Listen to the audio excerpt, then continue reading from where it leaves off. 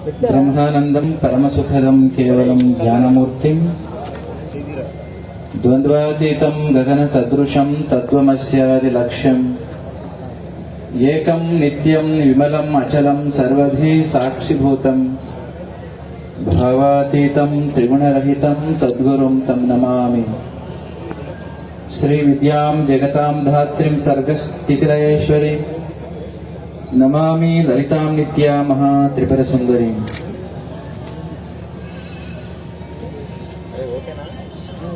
On the occasion of Go Puja ahead of Sankranti, I am here present to be part of this Go Puja celebrations. Though I wish to speak in the local language, Telugu, it is a bit difficult for me to reach you all. And if I speak in Kannada, I don't know whether you are going to comprehend it or not. It's because of that in the modern world understanding, common language English is going to be accepted and be understood by you all. I have opted English to speak few words regarding the occasion and the reason for which I have come here. In the very beginning, I salute to the divine soul of His Holiness Jagat Guru Padma Bhushan Dr. Bal Gangadhar Mahaswamiji, who was the 71st Jagat Guru of Adi Chunchandagiri, about which for last 1 hour is being mentioned quite often.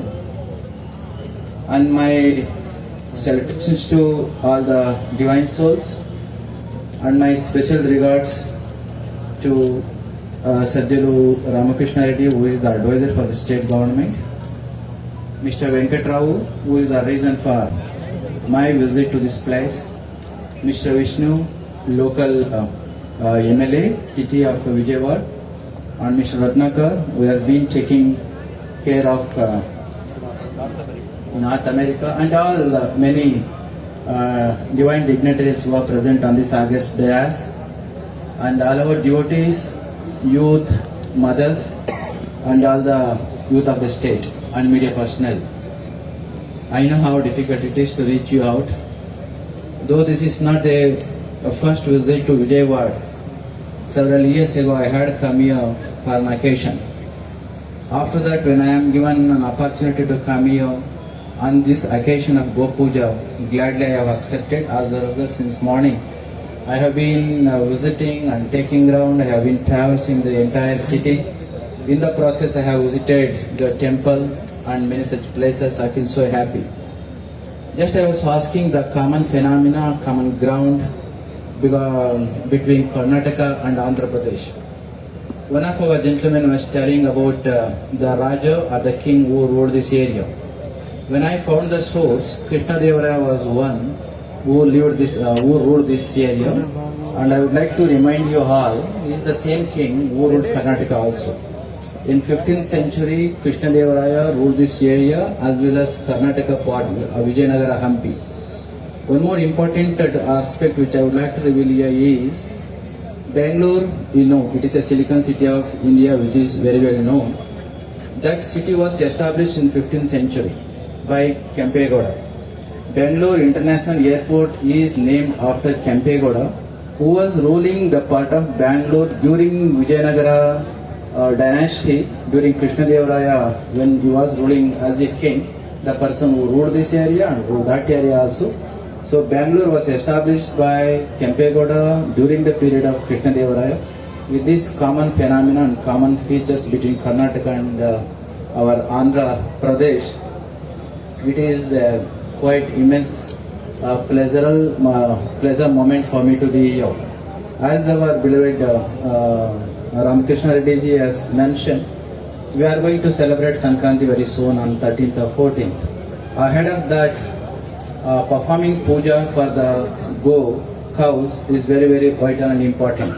As he has mentioned quite subtly, India is living in cottages, as Swami Vivekananda used to mention quite often. Even today, 70% of our country has been living in villages. Unless and otherwise we strengthen our rural mass and the rural farmers, certainly India cannot be sustained and cannot become prosperous country. So one thing I would like to mention here, way back in 1947 or 50, the time soon after independence, for our Indian economy, contribution from agriculture sector was almost 50%. For our Indian economy, way back about 70 years ago, contribution from agriculture sector was 70%. Over the years, it is reduced so much. Today, it is said only 15 to 16% is agriculture sector contribution to our Indian economy. Through that, we should understand agriculture sector should be sustained and should be supported in all respects. The prime thing here is backbone of our country. Backbone of our country is our farmer. Farmer should be supported. Only when farmer is going to be supported, then our country is going to be flourished irrespective of the IT and BT in the modern society. Today, understanding the need of protecting, preserving and promoting the local indigenous breed, cow breeds, our Venkatrao has been supporting this art. I heard this Vangolu breed. Vangolu breed is such a precious and significant breed. He has been supporting. I also heard that this breed is scattered Mexico, South Africa and different places, and Brazil also, and it is known for its strength and sturdiness. Having protected, we certainly our people are going to be protected. It is one's duty to preserve, protect and promote this particular breed. Not only this Angolo breed, whatever the indigenous breed we do have, since time immemorial, these are the breed protected our country, milk, and our country is sustained.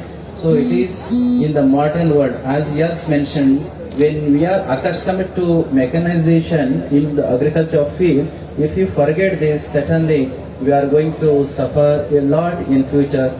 So with all these things, it is better to protect and preserve all these our ancient breed. So I am here today as a sannyasi. Each and every one's goal in one's life is to find a liberation. Means the mukti, what we say, the emancipation or the salvation. To find a liberation overnight, it is not possible. Our ancestor has set so many stages before reaching the ultimate. The first and foremost thing which is mentioned in our Upanishads, Kurvan Neva Iha Karmani Jijiveshet Sadagam Samaha. Each and every human being is endowed with 100 years to live in this world. How one can live? While performing karma, one is entitled to live happily and righteously. What is that kind of karma? It is suggested by our ancient ancestors. It is not selfish karma, rather it is a selfless karma, means nishkama karma. While living in this world, living for oneself, one who is going to live for others also, such persons' inner afflictions are going to be cleansed like anything. That is the first and foremost thing. Second part, it is to practice certain upasana and rituals. Today we have worshipped Gomata. Not only Gomata, we have to worship our Janma Mata, means the mother who has given birth to this physical body. Janma Mata, Gomata, Bhumata and Vedamata. Gomata, it is known. We have to nurture our Mother Earth because Mother Earth has given birth to us. Mother Earth has been nurturing. Unfortunately, we have been torturing continuously. If it continues, obviously we are going to be destroyed, we are going to be perished. We have to understand. We have to worship our mother, we have to worship Gomata, we have to worship Bhumata. Also, having all these physical elements, if you miss that divine wisdom and the knowledge which is latent within us, obviously at the end of the day there will not be any difference between the beasts or the animals and the human beings. Only at the level of the knowledge and the discrimination, there will be a difference between the other being, other species and the human beings. So, Vedamata means wisdom, mother wisdom or the Saraswati should also be worshipped. If we start worshipping all these things, second level of cleansing of the afflictions would be completed. Lastly, to find the ultimate liberation, first one is to do the selfless service. Second one is to perform certain upasanas and the rituals, the one which we have performed as such. And lastly, we have to gain the wisdom and knowledge. If you gain the knowledge, this being the campus of engineering college, Siddhartha Engineering College, producing very good engineers, who are scattered across the country, across the whole world. I heard by the principal that many of the engineers who are trained over here, who are educated, have been serving in NASA, America and ISRO also. So similarly, jnana, that vijnana, knowledge, has been teaching us to make our life in the mundane world, going to teach us to understand ourselves. Our institutions, our college, modern education institutions have been teaching us to know about the external world, knowing not anything about the oneself. Having known everything about the physical world, means external world, mundane world, empirical world, if you become ignorant about ourselves, what is the use? It's because of that wisdom should be part of our life, apart from learning the external education, the external knowledge, apart from living for oneself of the external world. If we start knowing about ourselves, which is nothing but our own divine self, as Swami Vivekananda used to mention, unless and otherwise you know yourself, your life is not going to be completed. All these process of rituals and doing selfless service means nishkama karma to the society. Eventually it leads to a jnana, jnana leads to a mukti. All these rituals, all these performances are for knowing oneself. Today our Venkatrao has created such a beautiful ambience. I feel so happy. Mr. Venkatrao is ordained disciple of Adi Chunchanagiri Avamat. I know him since quite long. He was there at America for 20 years, I heard. For 20 long years he was there. Having understood the need, what actually should be done to our country, it is said he has come back to our country with great knowledge which he has amassed, which he has acquired in America, with the prime motto of rendering service to our country. Unless and otherwise we have great knowledge and world knowledge, it is not possible for us to lift our country to the global level, because we have been living in globalized world, privatized world and liberalized world. Having said that, we are living in such a world, if you do not have a knowledge to lift our country to that height, what is the use? How it is possible? So it is said, knowledge or ideas will rule the world. Having such a great ideas and vision, if you do not act upon that, then it is also not possible. If you have idea, if you have that vision, eventually